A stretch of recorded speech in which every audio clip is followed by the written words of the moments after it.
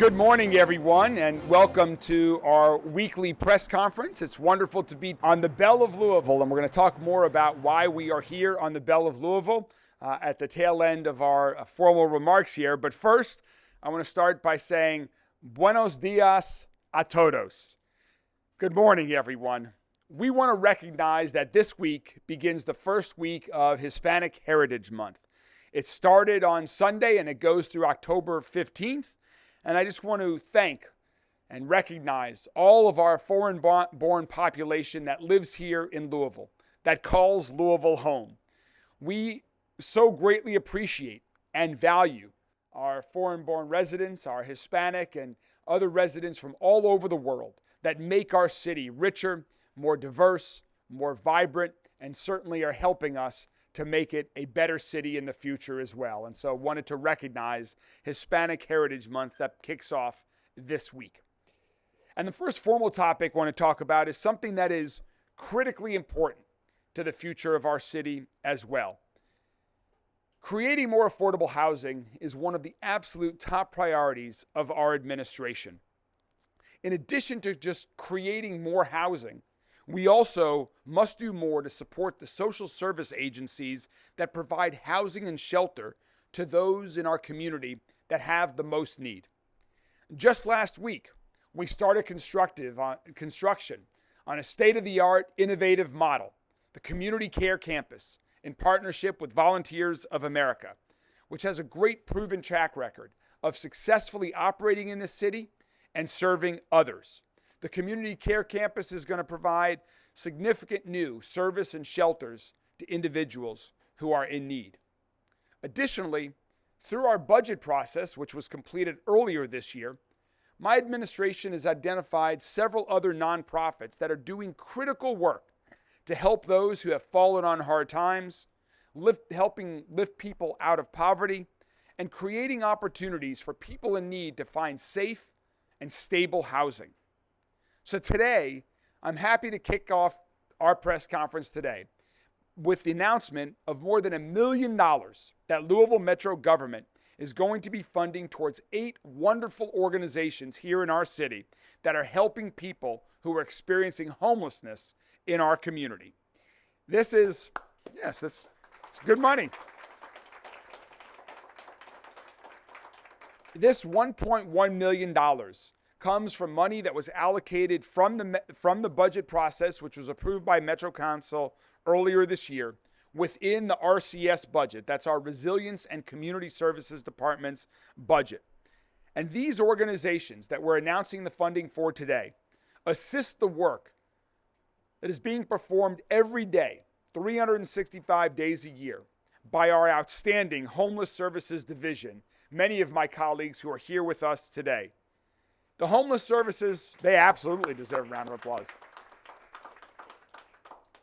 The folks that are doing this amazing work on the Homeless Services Division are out in our community every day, working and helping others with need, helping them with what they need to have a new path on life. It is difficult work, but is an incredibly rewarding and important work. And so I want to thank each of you so much for the work that you do every day. There's no doubt that our community is in a better place now than we were just a couple of years ago when it comes to helping individuals who are experiencing homelessness. And there's no doubt that my colleagues that are part of the Homeless Services Division play a large role in why we've had this success. We know we have a lot more work to do, but the success that we have already have is in large part due to their hard work, engaging with people every day who are experiencing homelessness and providing them with the much needed resources that those individuals need. So thank you all so much. And they can't do it alone. They work in partnership with nonprofit organizations and agencies across our city that are also doing important, impactful work. It takes a community of partners to address our homeless challenge that we're dealing with here in Louisville.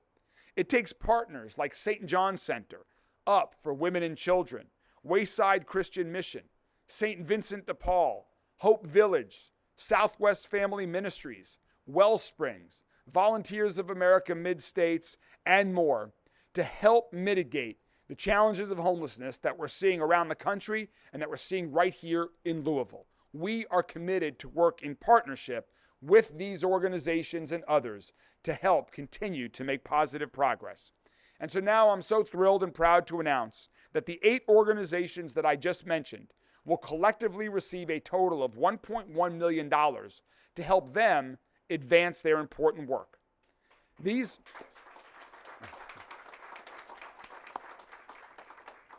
community partners were chosen for their incredible commitment to the critical service delivery that improves the lives of our neighbors in crisis.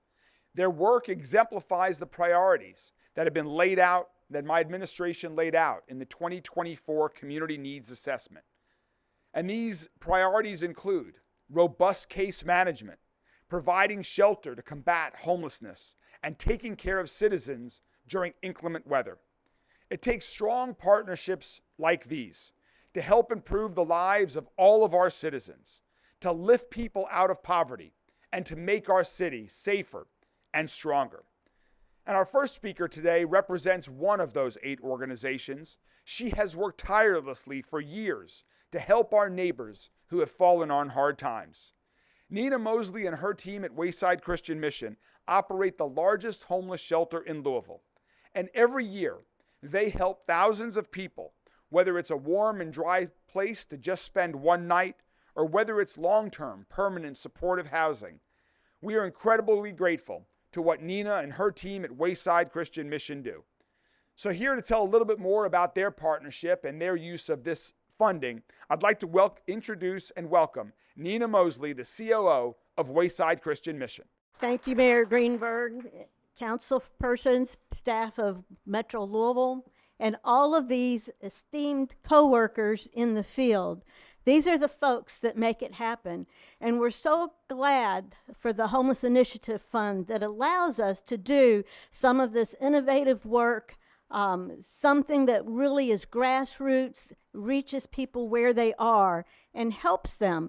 We use the funds with our low barrier shelter. We started this in 2018 when Metro Louisville wanted someone to open a low barrier shelter. This has not been done in Louisville before.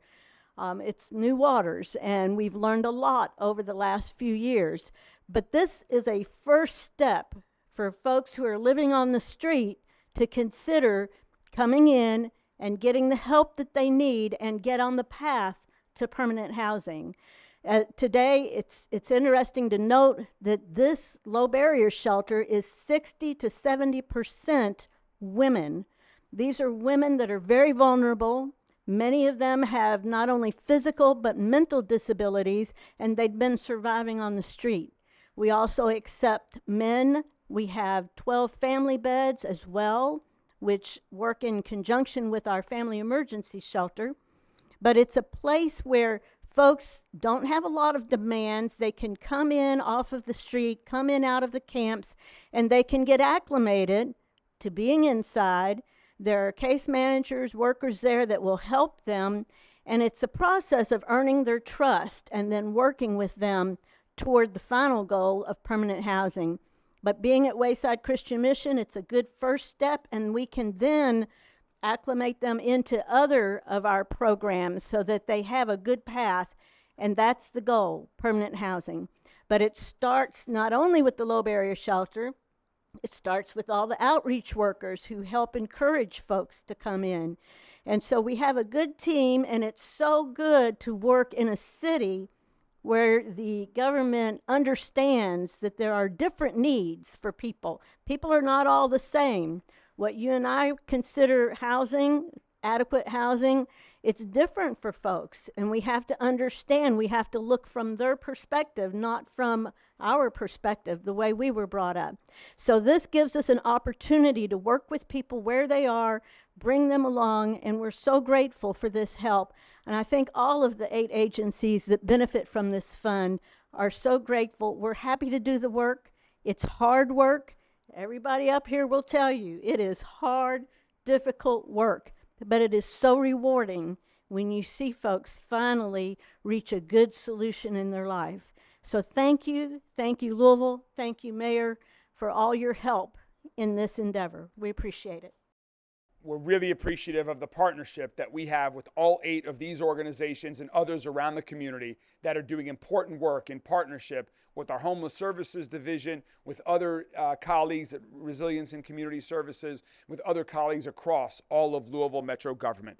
Thank you all very much. Thank you, guys. Moving on to our next topic. Let's talk about this week and this weekend. We have one of the most amazing times of year here in Louisville during the fall. We have lots of great festivals, and there are no bigger festivals than the upcoming next 2 weekends with Bourbon Beyond that kicks off on Thursday, and then Louder Than Life the week after this weekend. We are going to be welcoming visitors from around the country and world to Louisville, Kentucky for Bourbon Beyond and Louder Than Life. We are so excited for this amazing couple of weeks. And for the first time, we're inviting the community to participate in several new events around the city that are affiliated with Bourbon Beyond and Louder Than Life. These are events that everyone can attend, even if you're not attending the festival itself. First, one that I am incredibly excited about. As part of our new 4-race Mayor-thon race series, this Saturday morning, we're going to host the first ever Bourbon Beyond 5K at the Kentucky Fairgrounds. It is going to be a really fun route, running around Ring Road, running through Kentucky Kingdom. There'll be great live music at the end, wonderful medals celebrating Bourbon Beyond, and a great way to really capture the spirit of the Bourbon Beyond Festival through the Bourbon Beyond 5K. Runners and walkers of all experience levels have a chance to run around the festival grounds, and I know that Rachel and I are really looking forward to participating this weekend. Other colleagues of mine from the office, I want to invite others. We still have a few spots left, although it's pretty close to being full. If people want to sign up, there is still time to sign up. You can go to mayorthon502.com to sign up for this Saturday morning's first ever Bourbon Beyond 5K. In addition to the Bourbon Beyond 5K, we have 2 new street festivals that are part of all of the Bourbon Beyond and Louder Than Life celebration. First, this Saturday, starting at 11 a.m., we invite everyone from across the city, around the region, to join us on East Market Street in Nulu for the official Bourbon Beyond pregame event. It's going to be 11 to 3, I believe, and it's going to be a wonderful street festival with food and music and lots of other fun stuff. And then the following Saturday, also at 11 a.m., we're going to host the Louder Than Life pregame event on Goss Avenue in Germantown. Both of these events are free and open to the public. And if you're going to the festival, you can catch a free shuttle ride from the pregame event to the festival grounds themselves. And I want to give a huge thanks to the title sponsor of both of these pregame events, Kroger and Stockyard Banks, two great Stockyards Bank, 2 great corporate citizens who do such important and helpful work beyond their core business in our community, and really want to thank them for sponsoring these inaugural pregame events. That's this Saturday starting at 11 a.m. in Nulu, and next Saturday starting at 11 a.m. on Goss Avenue in Germantown. And now, of course, we have to talk about the main events. We're going to welcome in total about 375,000 people, fans from across the country and world over the next week and a half for Bourbon Beyond and Louder Than Life.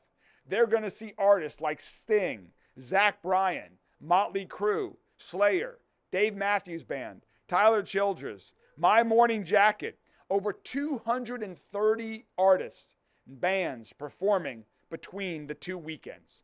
So here to tell you a little bit more about the great events that are going to be happening during Bourbon Beyond and Louder Than Life over those 8 days, I want to introduce the general manager for Danny Wimmer Presents, the organization that puts on these 2 amazing festivals, Jamie McCurry, who's going to tell you a little bit more about what's coming. Jamie?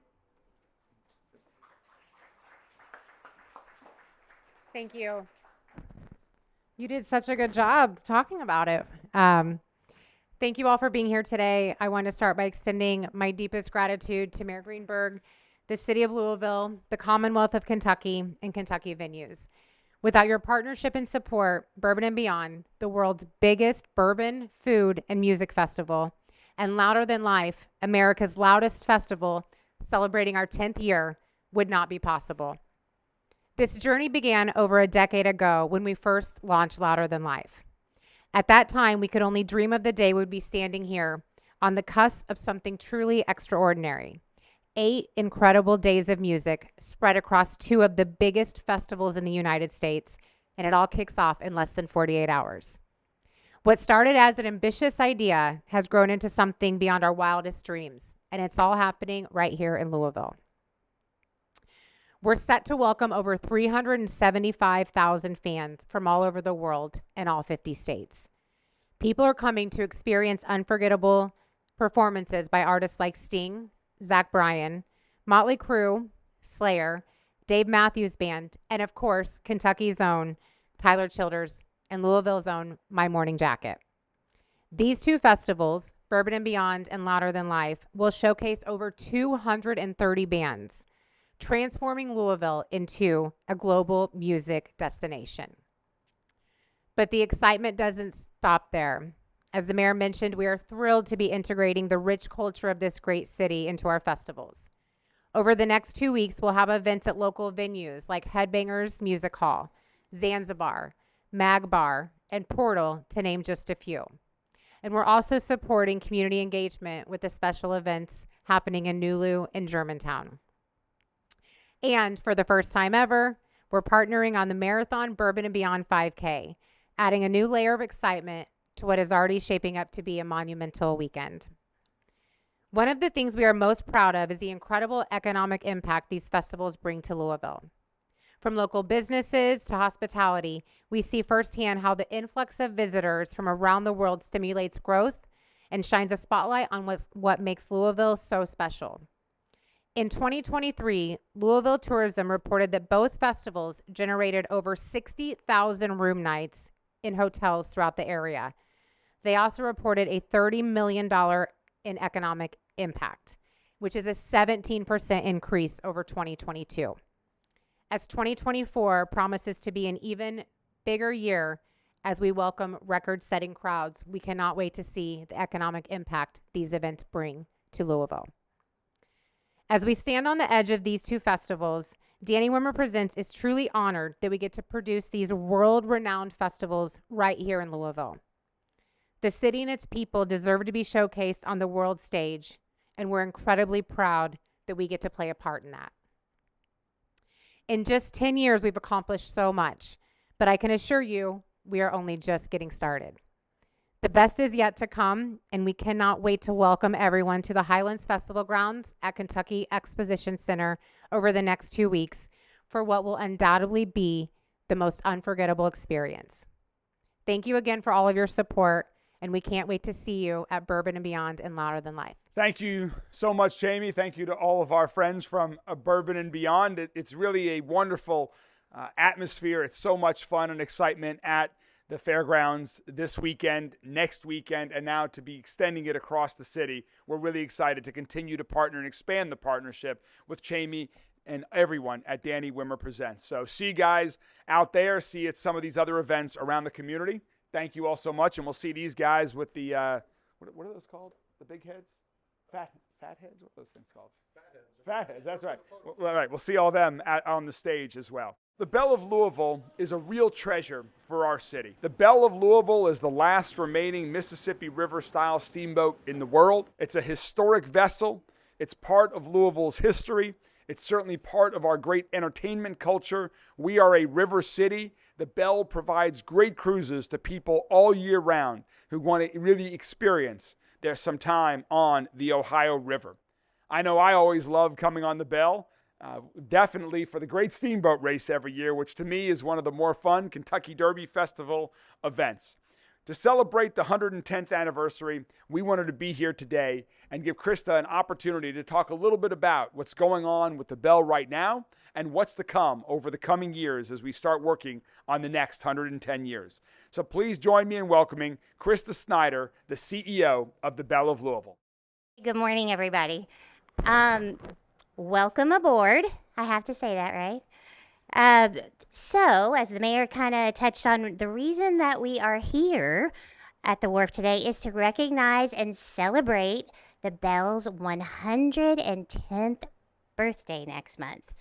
The anniversary of her 1914 launch in Memphis, Tennessee is on October 18th. However, in late June, we kicked off 110 days of celebrating the Belle, one day for each one of her years. So far, those days have been filled with birthday wishes from notable Louisvillians, special discounts and promotions, giveaways, and some very special events, but I'll come back to that one.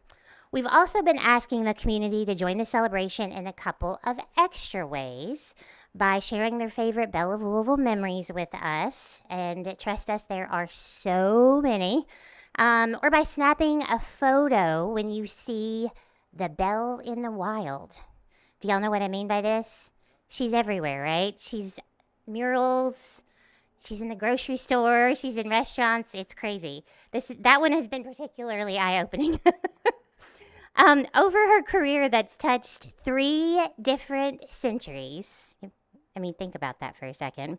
The Belle has hauled cargo and livestock. She's been a ferry and excursion boat, a World War II USO on the Mississippi River, hosted thousands of special occasions, anniversaries, birthdays, proposals. There's a lot of the Belle is where we met stories that I've learned about this summer. There's so many special family memories and connections, and there's also lots of somewhat interesting Belle memorabilia. That's what some of this stuff is over here on this table, including my little radio. I bought that when I first took this job 5 years ago, and it works. It's an AM/FM radio. They put the Belle on everything. There is just something magical, dare I say, about this riverboat. There has to be for her to have made it this long to become the most widely traveled and oldest vessel of her kind in operation today.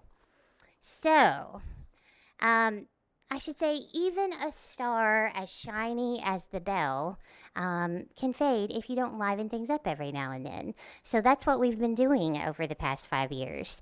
Belle of Louisville Riverboats, which includes the Belle and our 2 other vessels, has focused on becoming a cultural heritage organization that is worthy of the legendary lady that is our flagship.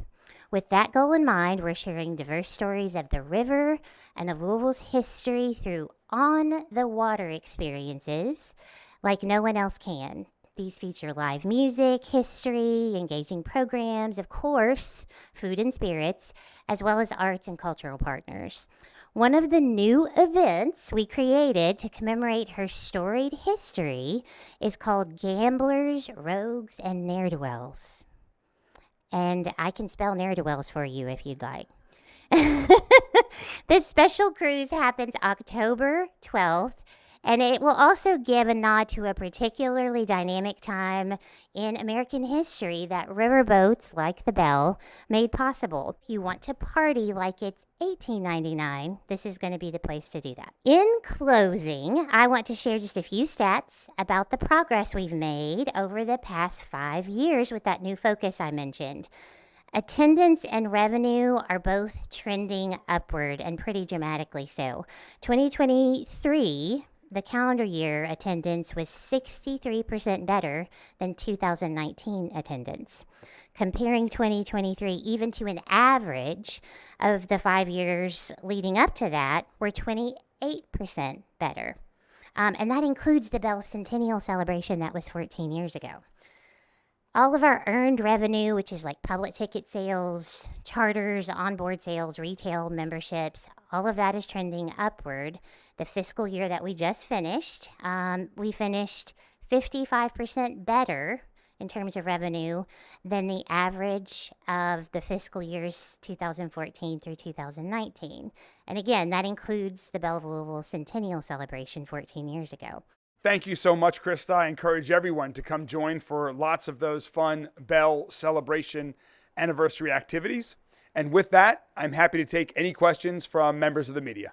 Mayor, solution to preventing more street takeovers? And is this something that requires the legislature's attention in addition to law enforcement? Say the beginning part, was that about street racing? I didn't hear the first part. Street takeovers. So we are very focused on all sorts of unacceptable criminal activity across our city.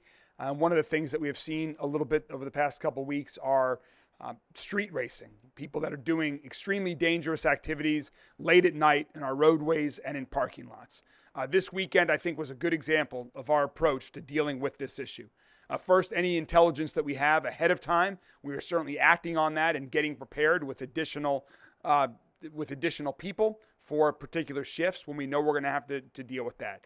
And then second, the way that we approach it. Chief Humphrey has a very specific procedural approach to dealing with that with a detail involved. And our focus is on apprehending the individuals and their vehicles that are partaking in this activity. Last weekend, we seized, I might have my numbers backwards, I believe we seized 7 vehicles and made 10 arrests. It might have been 10 vehicles and 7 arrests, but we did make a significant number of arrests. We seized vehicles. We found illegal guns. We found individuals that had outstanding warrants who we were able to apprehend. We are going to continue to stay focused on this issue. It's totally unacceptable. And there are other new approaches that we are also getting ready to take as well. When it comes to legislation, yes, so I have been in conversations with both Metro Council, who's very focused on this issue, as well as with the state. One innovative approach that some other states are taking are not only are they confiscating cars, but when they confiscate cars, they crush them. I strongly support legislation that when we seize vehicles that are partaking in this extremely dangerous behavior, that those cars get crushed. And so I will be advocating that legislation in the upcoming General Assembly. And I've talked to several state legislatures who I believe will support that legislation as well in a bipartisan manner. Mayor, yesterday you announced that Paul Humphrey is the new LMPD chief. Have you ever considered or vetted him in the past for the chief position? I did speak to Chief Humphrey before I became mayor. When I was looking for an interim chief the first time, Chief Humphrey was one of the people who I spoke with at that time. So at that time, yes. Why was he not selected that time? I thought at that time, my decision was that Jackie Gwynn Beller was the right person for the job at that time. And so I made that decision at the time. I've gotten to know Chief Humphrey significantly better over the past year and a half. As I mentioned yesterday, I've seen him in action. I've seen the great work that he's done for the first year and a half of my administration, as well as since being named interim chief back in June. And I am convinced that we have the right person for this job at this time. Mayor, when you were talking about homelessness earlier, you said, I know that we're in a better position than we were a few years ago. I'm wondering what you're basing that off of, because the number of people who are homeless every year and the point in time count has continued to go up. Look outside these windows. When I took office, just right here, just to your left, people were living in a large encampment. There was trash on the ground. Everywhere across our city, there were people that were living in unsafe and unhealthy conditions. For those individuals who were living in the encampments, as well as other individuals who were trying to go to and from places, like to come to places like the Belle of Louisville, families that were staying at the Ronald McDonald House that were seeking medical care for their children. My focus has been on safe and healthy streets since my first day in office, and will continue to be with the great colleagues that I have that you saw earlier today. So many parts of our city are safer and healthier on the streets because of this collective team effort that we have taken. And so we know we have a long way still to go. We've got to provide more mental health services for individuals in need. We have to provide more addiction treatment for individuals who are suffering from addiction. We need to continue to do all those things, working in partnership with the organizations that I mentioned here today and more. But we have made significant strides that we should all be proud of. So there's just as many people who are experiencing homelessness, but the fact that they're not in as public of areas is a win? No, first of all, the point in time is a snapshot of one day. It's an incredibly unscientific approach to the issue. Homelessness is an incredibly challenging and complex problem. We all know that, as you heard Nina talk about earlier. everyone who's experiencing homelessness has their own unique story, their own unique needs of the type of help they need to have a new path on life. And I believe that we have fewer people who are experiencing homelessness today, and we need to continue to provide more services so we continue to see those numbers decline and that those individuals in need get help to have a more positive path in life. Mayor, Representative Jason Nemus wants to know why the head of MSD is making $330,000 a year. That's double what you make. Just want to know what your thoughts are on that. More than double. I appoint folks to the MSD board. That's one of my responsibilities. This is going to be an issue that I just learned about very, very recently. I'm going to be asking some questions as well. And so let me do a little bit more research on that. I think MSD is an incredibly important organization. They do 3 vital services in our community, with protecting our community from storms, from dealing with sewer runoff, and also with flood prevention. It is a very complicated, large organizations that are managing billions of dollars of capital investment, providing services, working with the development community as development is happening to continue to protect our community. It is a complicated, large organizations that needs great leadership, and those leaders do deserve to be paid. In terms of the exact salary, I need to do a little bit more of information, I need to learn a little bit more before I answer that question. But it's just been put on my radar screen, and I will be having conversations with Tony Parrott and members of the board about that issue. All right, have a great day. See everybody at Bourbon and Beyond, and then back here on the Belle of Louisville.